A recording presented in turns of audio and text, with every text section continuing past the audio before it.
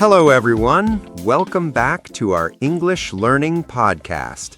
I am Mr. J, and I'm so happy to be here with you today. And I am May. Hi, Mr. J. I am very excited today, but also I am a little bit tired. Oh, no, May. Why are you tired? Did you stay up late studying English? No, not really. I am just very busy. I have my job, I have to cook dinner, and I have to clean my house. I want to learn English, but I feel like I have no time. I think many of our listeners feel the same way. You are exactly right, May. That is a very common problem. Many people want to speak English, but their lives are full of work and family. Yes, sometimes I feel sad because I don't have 2 hours to sit with a book. Well, I have good news for you. You don't need 2 hours. Today, we are going to talk about how to learn English even when you are very, very busy. Really? That sounds like magic. I am ready to learn. It's not magic, May. It's just about being smart with your time. But before we start, I want to say something to our friends listening at home. Oh, yes. If you like our lessons, please subscribe to our channel. Give us a like and share this with your friends who are also busy. It helps us a lot. Thank you, May. Now, let's talk about your schedule. This part is really important for everyone to understand. May, when you say you have no time, what do you mean? I mean, I start work at 8 a.m., I finish at 5 p.m., then I go to the supermarket, then I cook, then I am tired and I want to sleep. I understand, but let me show you a simple trick. Do you use your phone when you are on the bus or the train? Yes, I usually look at photos on social media or play a small game. Okay, that is hidden time. You are not working and you are not sleeping. You are just waiting. That's a perfect time for English. Oh, so I can study on the bus? But I don't want to carry a big, heavy book. You don't need a book. You have your phone. You can listen to a short podcast like this one or use a simple English app for 5 minutes. 5 minutes? Is 5 minutes enough? I thought I must study for a long time to be good. This is where most learners make a mistake. They think they need big time, but small time is actually better for your brain. 5 minutes every day is better than 2 hours only on Sundays. Really? Why is that, Mr. J? Because your brain likes to see English often. If you see it every day, you don't forget it. If you only study once a week, you forget everything by the next time. That makes sense. Sometimes I learn a word on Monday, and by Friday I go, wait, what was that word? Exactly. So the first rule for busy people is find your hidden time. Okay, I have the bus, and maybe when I am drinking my coffee in the morning? Perfect. That is 5 minutes. What about when you are brushing your teeth? Brushing my teeth? Mr. J, I can't read a book and brush my teeth. I will make a mess. No, don't read. Just think. You can try to name the things in your bathroom in English. Mirror, toothbrush, water, soap. It's a game. Oh, I like that. Mirror, toothbrush, soap.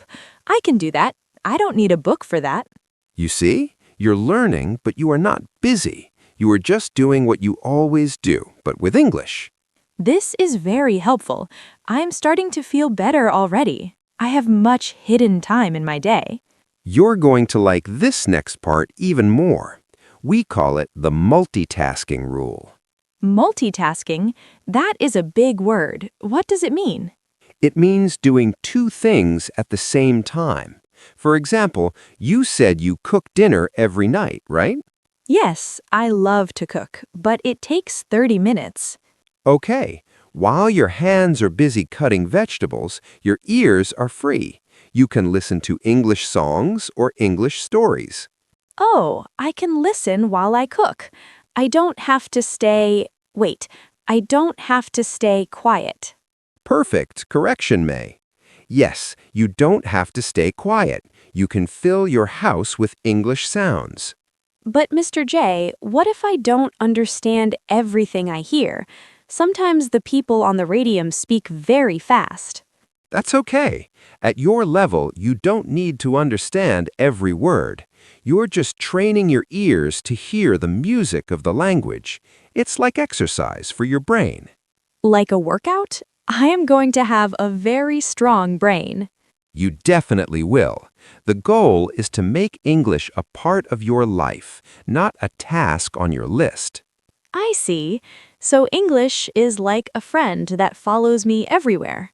I love that idea. English is your friend. It goes to the kitchen with you, it goes on the bus with you, and it stays in your bathroom while you brush your teeth. I feel much more happy now. I think I can find 30 minutes total in my day if I use these small moments. I am very glad to hear that, May. This is just the beginning. You said English is my friend, Mr. J, but a friend is someone you talk to. I think I need to talk more, but I have no one to speak with at home.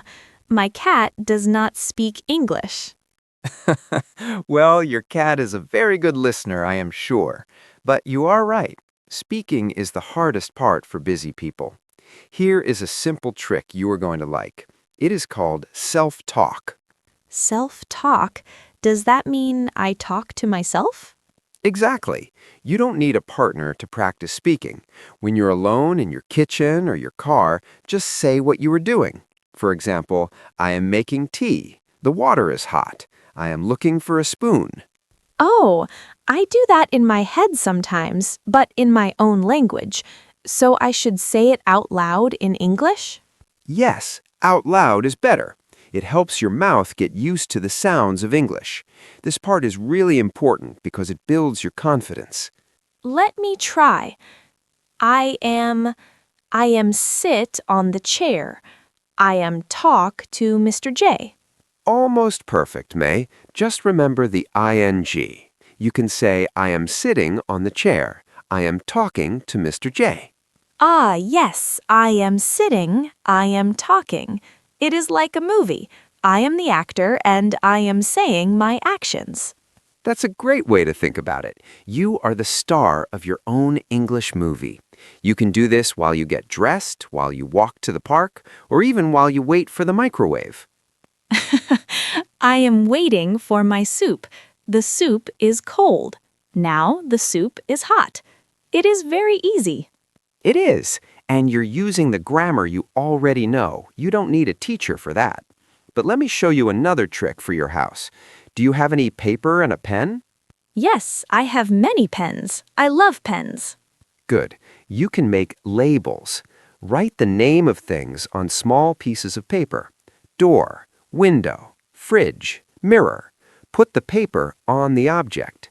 Oh, so every time I open the fridge, I see the word fridge. Exactly. You see the word, you say the word, and you touch the object. This is a very fast way to learn vocabulary without sitting down to study. This is where most learners make a mistake, right? They try to learn 100 words in one day from a list. You are so smart, May. Yes, that is a big mistake. It is too much for the brain. It is better to learn 5 words in your kitchen because you see them every day. I have a question, Mr. J. What if I see a word like refrigerator? That is a very long and scary word. It is a long word. You can just write fridge. It's shorter and more common. If a word is too hard, find a simpler one. We are beginners, so we want to be successful, not frustrated. I like that. Successful, not frustrated. I will start with simple words today. I will label my coffee machine first. I love my coffee machine. That's the spirit. Use English for the things you love. Now, May, let's imagine a busy morning. Let's do a little practice dialogue. I will be your friend calling you on the phone, and you tell me what you are doing in English. Are you ready? I am ready. I am a little nervous, but I am ready. Hey, May. How are you? What are you doing right now? Hi, Mr. J. I'm good. I am drink my coffee. Remember the ing, May? Oh, sorry. I am drinking my coffee. And I am looking at the window. Wait, I am looking at the window or out the window? Both are okay, but looking out the window is very natural. Okay, I am looking out the window. The sun is shine. No, the sun is shining. Excellent. You're doing it. You are describing your life. Is it hard? No, it is actually fun. It feels like I'm playing a game. It should be fun. If it is fun, you will do it every day, and that is the secret to learning when you are busy. I am starting to see that time is not my enemy. I have many small moments. You really do. You're going to like our next topic, too. We are going to talk about how to use your phone for more than just games. My phone is always in my hand, so I want to hear this. Now, May, let's talk about that phone in your hand. Most people use it only for fun, but it can be your best English tool. This is where most learners make a mistake. They think they need to put their phone away to study, but the phone is the study. I use my phone for everything. I use it for maps, for photos, and for talking to my friends. But I use it in my own language. Exactly. So here is a big step for you. Change your phone language to English. What? Mr. J, that is very scary. If I change the language, I will not find my camera or my photos. I will be lost. I understand it feels scary, but think about it. You use your phone every hour. You already know where everything is. You don't need to read the word camera to know it is the camera, right? You know the little icon. Well, that is true. I know the pictures of the apps. Right. But now, when you look at the screen, you will see the word camera under the picture. You will see messages. You will see settings. You see these words 50 or 100 times a day. This part is really important because it's effortless learning. 100 times? That is a lot of practice. My brain will see English even when I'm just looking for a cat video. Exactly. And let me show you a simple trick if you are not ready to change the whole phone yet. Just change one app. Maybe change your Facebook or your Instagram to English. I can do that. I spend a lot of time on Instagram. Perfect. Instead of seeing like in your language, you will see like in English. Instead of comment, you will see comment.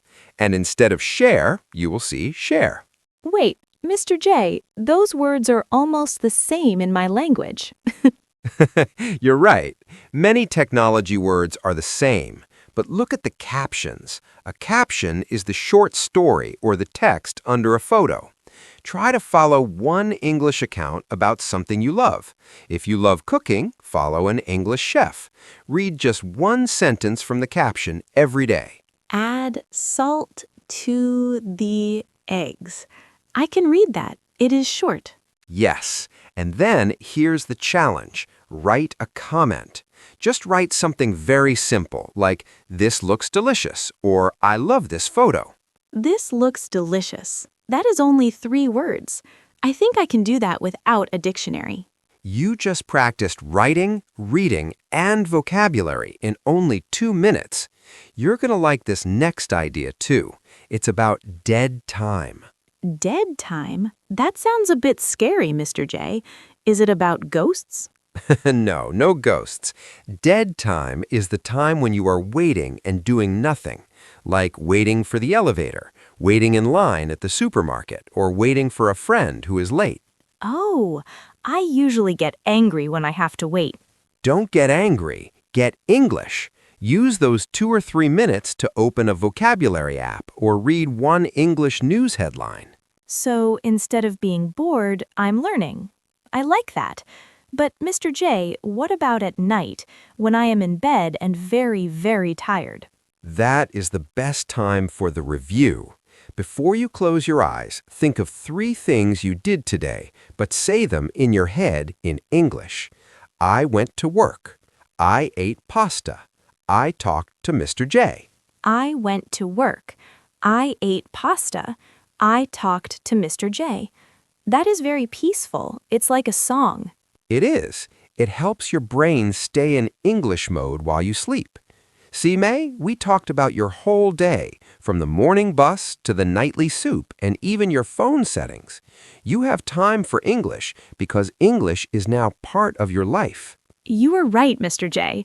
I thought I needed a classroom, but my life is my classroom. That is a beautiful way to say it. Let's recap what we learned today for our listeners. First, find your hidden time on the bus or while you're brushing your teeth. Second, use multitasking. Listen to English while you cook or clean. Third, use self-talk. Describe your actions out loud. I am sitting. I am drinking. Fourth, put labels on things in your house, like fridge and mirror. Fifth, use your phone. Change the language and follow English accounts you enjoy. And finally, use dead time to practice and review your day before you sleep. Perfect. You're a great student, May. Now we have a question for our listeners. Yes, our question is, what is your hidden time? When can you practice English for 5 minutes today? Is it on the bus or while you cook? Tell us in the comments. We love reading your stories. Thank you for listening to us today. Keep practicing, even if it's just for 5 minutes. Yes, you can do it. Goodbye, everyone. Goodbye. See you next time.